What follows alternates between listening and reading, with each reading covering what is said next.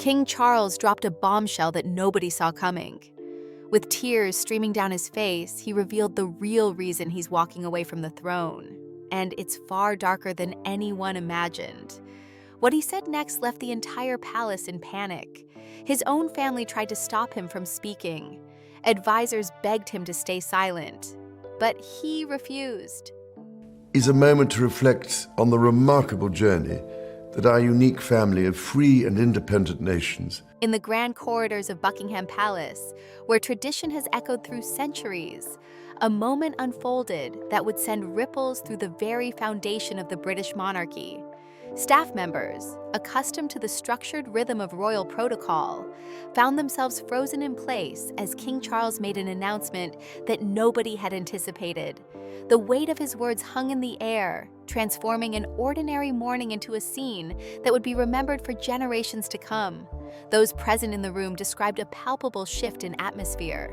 Senior advisors, who had spent years navigating the complexities of royal affairs, exchanged uncertain glances.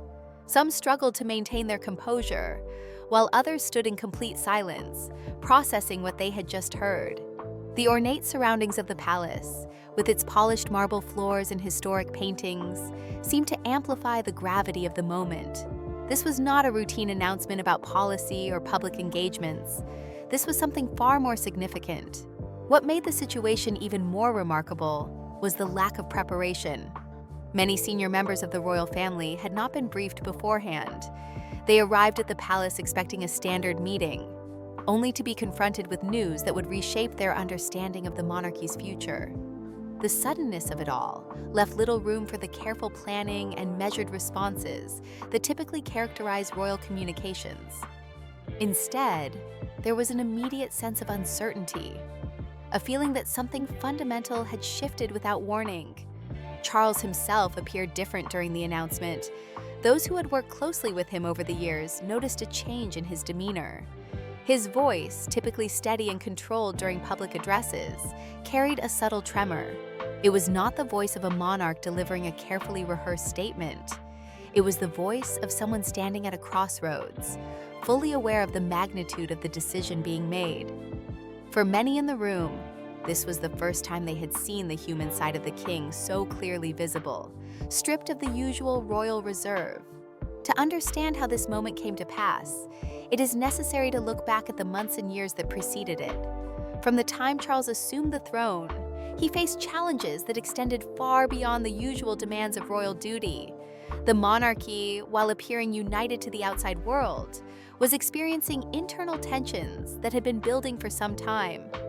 Family relationships that had once been close became strained. Conversations that used to flow naturally became guarded and formal. The unity that the public expected to see was increasingly difficult to maintain behind closed doors. These fractures were not entirely new, but they deepened during Charles's reign. Different visions for the future of the monarchy began to emerge among family members. Some believed in maintaining traditional approaches, while others advocated for modernization. These disagreements were not simply about ceremonial matters or public relations strategies. They touched on fundamental questions about what the monarchy should represent in contemporary Britain. As these divisions grew, Charles found himself in the difficult position of trying to hold together an institution that was pulling in multiple directions. The pressure extended beyond family dynamics. Public scrutiny of the monarchy intensified, with media coverage analyzing every decision and public appearance. Political figures, both in Britain and internationally, observed the monarchy's direction with varying degrees of interest and concern. Each headline seemed to add another layer of complexity to an already challenging situation. For Charles, who had waited decades to assume the role of monarch, the reality of the position proved more isolating than he might have anticipated. According to those close to him, the emotional toll became increasingly evident over time. The king began to show signs of strain that were visible to anyone paying close attention. Late nights became common, as did moments of quiet reflection that stretched into the early hours. He confided in a small circle of trusted individuals, sharing doubts and concerns that revealed the depth of his internal struggle. These were not the words of someone seeking sympathy, but rather the reflections of a person wrestling with profound questions about duty, legacy, and personal well-being. The weight of comparison also played a role in Charles's experience. His mother's reign had set a standard of unwavering dedication that spanned decades. She had maintained her commitment to the crown throughout her entire life, never wavering in her sense of duty. For Charles, following in those footsteps meant confronting not only the expectations of the public and the institution, but also his own sense of what he could sustain. The question was not whether he respected the legacy left to him, but whether he could continue to carry it in the same manner. As months passed, certain patterns became clear to observers within the palace. The king's interactions with family members grew more distant. Meetings that once included frank discussions and collaborative planning became more formal and less frequent. Even during family gatherings, there was a sense of people going through the motions, rather than genuinely connecting. This distance was not born of arrogance or disinterest. Rather, it reflected a deepening sense of isolation that comes from carrying burdens that few others can fully understand. The situation reached a critical point when Charles made a decision that was intended to stabilize the monarchy's future. He signed a decree that had been presented to him as a strategic measure, something that would provide clarity and direction during uncertain times. The document itself was developed in consultation with select advisors, though its full implications were not immediately clear to everyone involved. Charles approached the decision with the belief that he was taking necessary action to protect the institution he served. However, the aftermath of that decree proved far more complicated than anticipated. When details began to emerge, reactions within the royal family were swift and intense. Some members viewed the decree as an overreach, a unilateral decision that failed to consider the perspectives of others who would be affected. For others, it represented an opportunity to question Charles's leadership and advance their own positions. What had been intended as a stabilizing measure instead became a catalyst for division. The response was not limited to private conversations. Information about the decree found its way to media outlets, sparking widespread speculation about what it meant for the future of the monarchy. Headlines raised questions about succession planning, the distribution of royal responsibilities, and the king's intentions. Each new article added fuel to the fire, creating a narrative that Charles struggled to control. What should have been an internal matter became a public controversy, further complicating an already difficult situation. Within the palace, the fallout from the decree created visible factions. Some rallied behind Charles, believing his approach was necessary for the monarchy's long-term stability. Others aligned themselves in opposition, viewing his actions as evidence of poor judgment or inappropriate consolidation of power. These divisions were not expressed through dramatic confrontations, at least not publicly, but through subtle shifts in alliances and carefully worded statements that carried deeper meaning to those who understood the context. For Charles, this period marked a turning point in his relationship with the role he had assumed. The decision that was meant to bring order had instead exposed every weakness in his position. He could sense the change in how people interacted with him, the hesitation in their voices, the caution in their advice. The institution he had devoted his life to serving now felt less like a collaborative endeavor and more like a structure that was working against him, despite his intentions. The emotional weight of the situation began to manifest in ways that those closest to Charles could not ignore. Behind the carefully maintained public image of royal composure, the king was experiencing moments of profound vulnerability. Trusted advisors who had worked with him for years reported witnessing scenes they had never expected to see. In private settings, away from cameras and official duties, Charles would speak with a rawness that revealed just how deeply the pressures were affecting him. During one particularly difficult evening, a confidant recalled Charles expressing sentiments that struck at the heart of his struggle. The words he spoke were not those of a powerful monarch contemplating political strategy. They were the words of someone who felt the weight of his position crushing down on him, wondering aloud whether he could continue to bear it. These moments of candor were rare but significant, offering glimpses into an internal battle that had been raging for far longer than most people realized. The conflict Charles faced was fundamentally about reconciliation between two competing forces in his life. On one side stood the crown, representing centuries of tradition, duty, and expectation. On the other side was his own need for peace, for a life that felt authentic rather than performative. This was not a simple matter of wanting an easier existence. It was about the sustainability of continuing in a role that demanded complete sacrifice of personal autonomy and emotional well-being. The tension between these two forces grew stronger with each passing week. Those who spent time with Charles during this period noticed a gradual but unmistakable shift in his demeanor. He became more withdrawn, not out of hostility toward others, but as a form of self-preservation.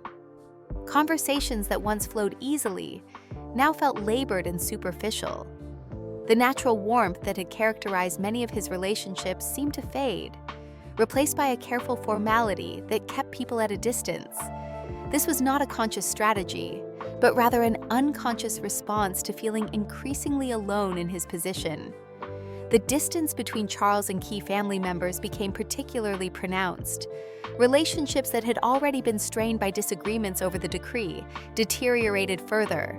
Trust, once damaged, proved difficult to rebuild. Family gatherings that should have been opportunities for connection instead became exercises in politeness, with everyone aware of the underlying tensions, but unwilling or unable to address them directly.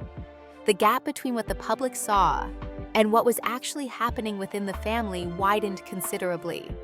As Charles's circle of trust contracted, he found himself relying on an increasingly small group of confidants. These were individuals who had demonstrated their loyalty over time and who seemed capable of understanding the complexity of his situation without judgment. To them, he spoke more freely about his doubts and fears.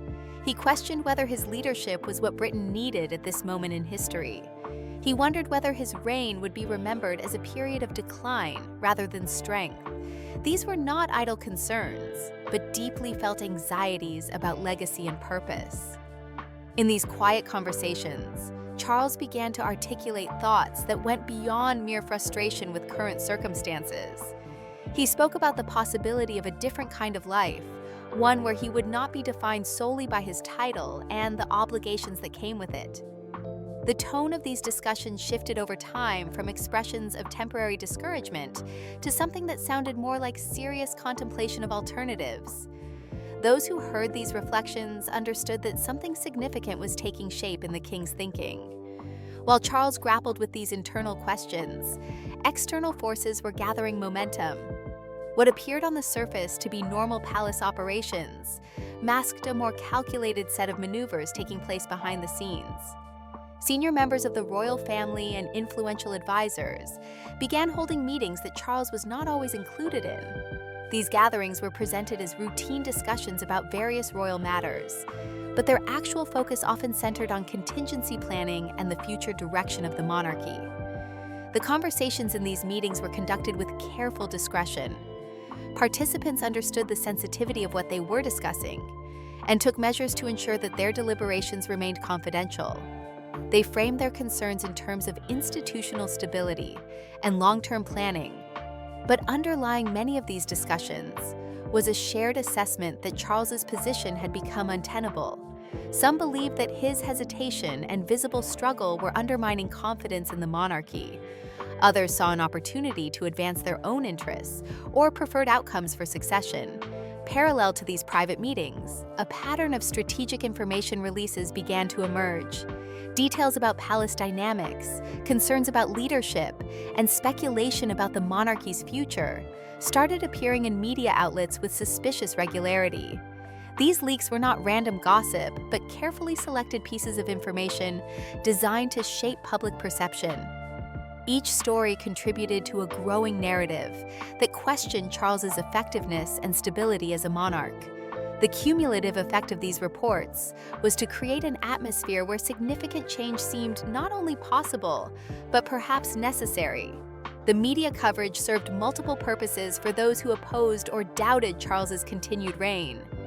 It generated public discussion that would have been impossible to achieve through private channels alone. It put pressure on Charles by making his difficulties a matter of public record, and it began to normalize the idea that the monarchy might need to transition to new leadership sooner rather than later.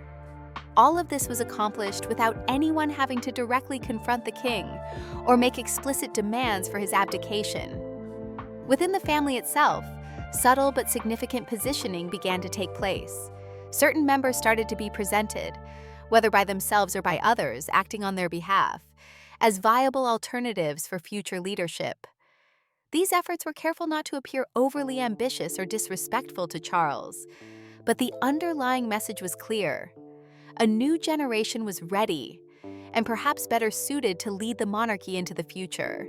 The positioning was done through measured public appearances, carefully crafted statements, and strategic engagement with influential figures both within and outside the royal circle. The pressure tactics employed were particularly effective because they came wrapped in expressions of concern and support. People approached Charles claiming to understand his burden and empathize with his struggles. They spoke about how difficult his position must be and how much they admired his dedication. But woven into these sympathetic words were suggestions that stepping back might actually be the most honorable course of action. They spoke of legacy and how history would view a monarch who made a selfless decision for the good of the institution.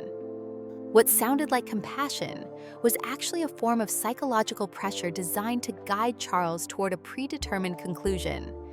Charles was not blind to what was happening around him. Even without explicit statements, he could sense the shift in dynamics. The way people spoke to him, the topics they avoided, the careful neutrality in their responses to his questions all pointed to a coordinated effort to manage him rather than support him. The realization that he was being maneuvered rather than genuinely consulted added another layer of pain to an already difficult situation.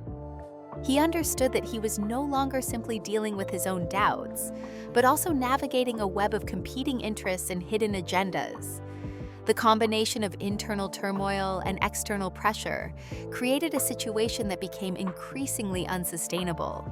Each day seemed to bring new challenges, new revelations of distrust, new evidence that the institution he served was no longer aligned with his continued leadership. The walls were indeed closing in, not through dramatic confrontation, but through a steady accumulation of subtle pressures that made resistance feel increasingly futile. Charles found himself in a position where every option seemed fraught with difficulty, where staying felt impossible and leaving felt like surrender. As the pressure mounted from all directions, Charles faced a reality that few monarchs in modern history have had to confront. The choice before him was becoming clearer, even as it remained agonizingly difficult. The night before his historic address, he walked the palace corridors alone, carrying the weight of a decision that would reshape not only his own life, but the entire institution he had been raised to serve.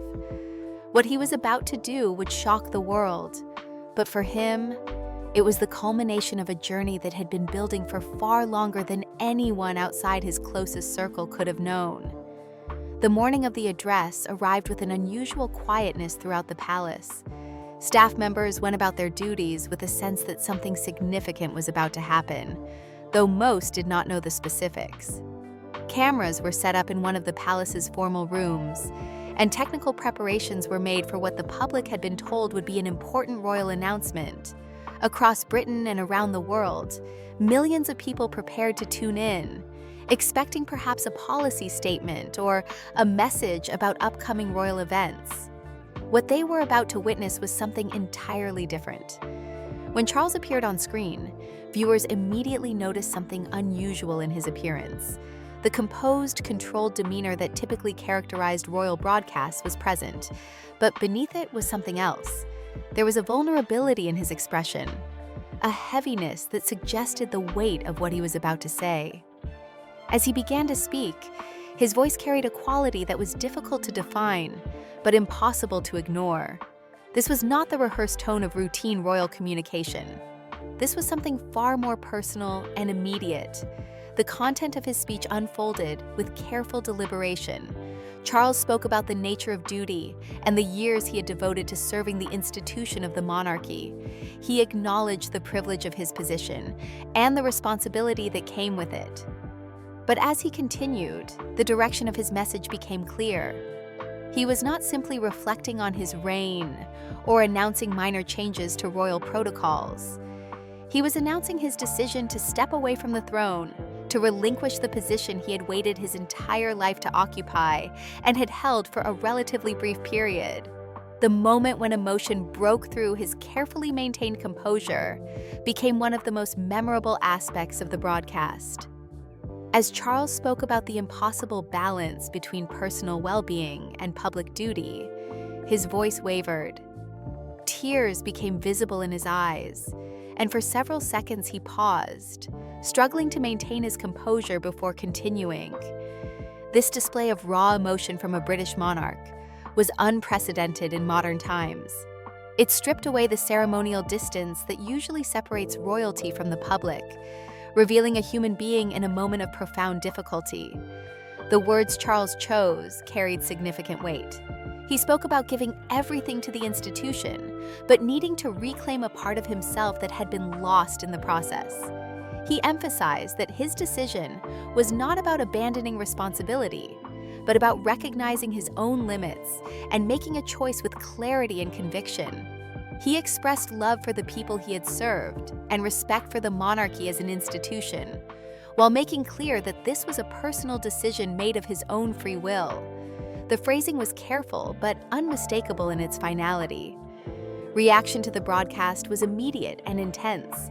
Within minutes, news organizations around the world interrupted regular programming to report on the announcement.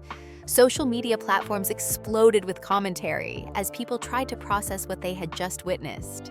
The initial response was predominantly one of shock. Many viewers had difficulty believing what they had heard, with some initially wondering if they had misunderstood the king's words. As the reality set in, the shock gave way to a complex mix of emotions that varied widely depending on individual perspectives and political leanings. In Britain, the response was particularly divided. Some segments of the population viewed the announcement as a tragedy, a moment when the continuity of the monarchy had been broken in an unprecedented way. They saw it as a failure of duty, a king who had not possessed the strength to carry the burden that came with his position. Others, however, saw it differently. They praised what they viewed as an act of honesty and courage, a monarch who had been willing to acknowledge his own humanity and make a difficult choice rather than continue in a role that was causing him harm. Political leaders found themselves in the delicate position of needing to respond to a constitutional situation that had no clear modern precedent. Statements were carefully crafted to avoid appearing either too critical or too supportive, as the full implications of the announcement were not yet clear. International observers watched with fascination, as the British monarchy had long been seen as a symbol of stability and tradition. The fact that a king would voluntarily step down raised questions about the institution's future and its relevance in contemporary society. Inside the royal family, the announcement created a different kind of chaos. Those members who had not been informed in advance found themselves watching the broadcast alongside the general public, learning of the decision at the same moment as millions of strangers. The sense of betrayal and shock among some family members was reportedly intense. Emergency meetings were convened within hours, as senior royals and their advisors scrambled to understand the situation and determine the appropriate response. The careful planning and protocols that usually govern royal transitions were suddenly irrelevant, as no one had prepared for this scenario. The question of succession, which should have been straightforward according to established precedent, became complicated by the manner and timing of Charles's departure. While the line of succession was clear in constitutional terms, the practical and political aspects of the transition created immediate challenges. Different factions within the family and among advisors began positioning themselves, each with their own vision for how the monarchy should move forward. What should have been a solemn and dignified transition instead took on elements of competition and strategic maneuvering. Legal and constitutional experts were quickly consulted to navigate the unprecedented situation. the mechanisms for handling a voluntary abdication by a British monarch in modern times were not clearly defined, as the last similar case dated back centuries. Questions arose about the exact procedures that needed to be followed, the timeline for transition, and the official status and title that Charles would hold after stepping down. Parliamentary involvement was discussed, as was the role of various governmental and religious institutions in formalizing the change. Public debate about the announcement intensified in the days that followed. Media coverage analyzed every aspect of Charles's decision, from the personal factors that might have influenced it to the broader implications for the monarchy as an institution. Commentators offered widely varying interpretations of what the abdication meant. Some argued that it demonstrated the monarchy's inability to adapt to modern pressures and expectations. Others suggested it showed a healthy evolution toward a more human and less rigidly formal institution. The lack of consensus reflected the genuinely unprecedented nature of what had occurred. Amid all the turmoil and speculation, Charles himself withdrew from public view. Unlike typical royal transitions, where the departing monarch might remain visible during ceremonial aspects of the handover, Charles made a conscious decision to step back immediately. Those who saw him in the days following the announcement reported a noticeable change in his demeanor. The tension and strain that had been evident for months seemed to have lifted. There was a calmness about him that suggested relief rather than regret. The contrast between Charles's apparent peace and the chaos his decision had created was striking. While advisors debated, family members strategized, and the public argued about the meaning and consequences of his abdication, Charles appeared to have found a measure of tranquility. He spent time away from the palace, in settings that allowed for privacy and reflection. For the first time in his adult life, his days were not governed by official schedules and royal obligations. The freedom this provided, while unfamiliar, seemed to suit him in ways that his years as monarch never had. As Britain began the complex process of adjusting to new leadership and a fundamentally changed monarchy, questions about Charles's future remained open. Would he fade into quiet retirement, or would he find new ways to exert influence and pursue interests without the constraints of the crown? His unique position as a former monarch who had chosen to leave rather than being forced out gave him a kind of moral authority that few others possessed. Whether he would choose to use that authority, and in what ways, remained to be seen.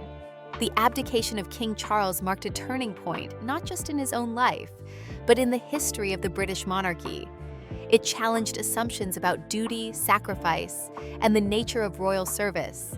It raised questions about whether the institution could adapt to accommodate human limitations, rather than demanding superhuman dedication.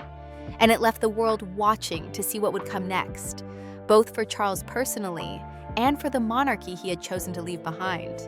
The story was far from over, but a significant chapter had undeniably closed.